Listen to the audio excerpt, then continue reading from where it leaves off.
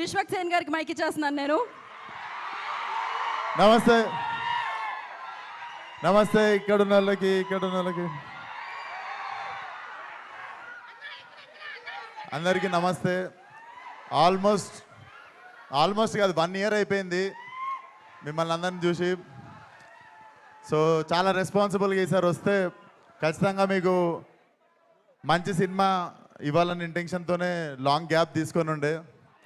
But ray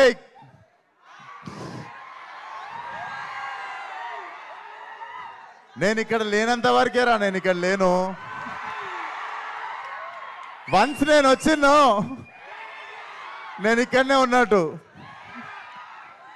so అదే పరిస్థితి.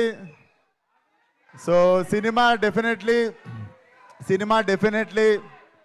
మీకు 2 గంటల 10 నిమిషాలు నాన్ స్టాప్ లాఫ్ రియాట్ ఉంటుంది. నేను లిటరల్లీ అనుదీప్తో కొట్లాడినా, చాలా జోకులు లిటరల్లీ ఎడిటింగ్లో వెళ్ళిపోయినాయి, అన్నీ ఉన్నాయి. లిటరల్లీ మా ఎడిట్ రూమ్లో ఉన్నవే చాలా మంచి జోకులు ఉండే. So definitely what he packed for you guys. 2 గంటల 10 నిమిషాలు జేబులో నుండి ఫోన్ తీసే ప్రసక్తే లేదనిపిస్తుంది మాకు.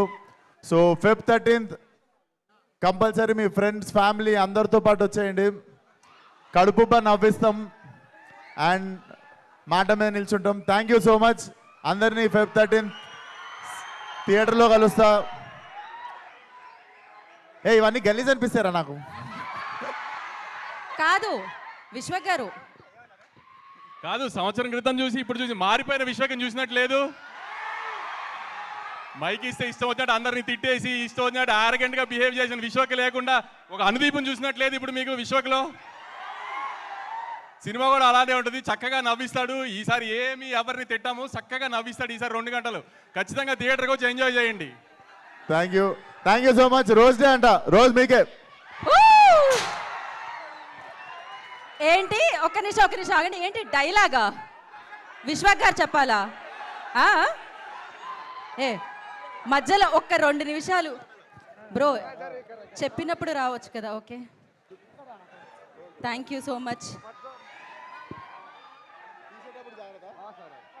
ఓకే, మాల వేసిన తర్వాత మీరు ప్లీజ్ అయిపోయింది కదా. ఏం అడుగుతున్నారు మీరు విశ్వక్ గారిని? డైలాగ్ అంతేగా? ఏది డైలాగ్ వినపడుతుందా? థ్యాంక్ యూ సో మచ్ అందరికీ. Love you. థియేటర్లో కలుద్దాం.